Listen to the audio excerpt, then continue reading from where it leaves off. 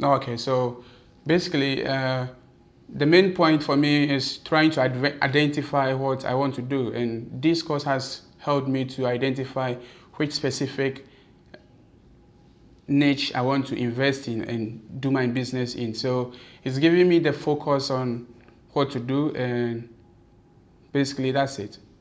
So I would recommend this course to anyone who basically is looking for it to start on their own. If you want to start your own business, sometimes it's very difficult to start on your own when you have less information. So this course gives you more information on what to do and where to invest and how to invest.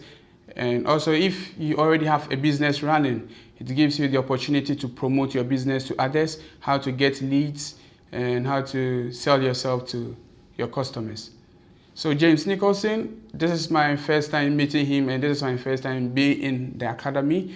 So I've seen like he's very informative, he knows what he is talking about, and looking at the track record of the academy, their success rate is very high. So he's an experienced person in what he is doing. So, and the success, for me, the success rate and what he's more informed about what he's doing as well. So it's good to follow him, and he's very open, very communicative, and he takes his time to take you through the various steps that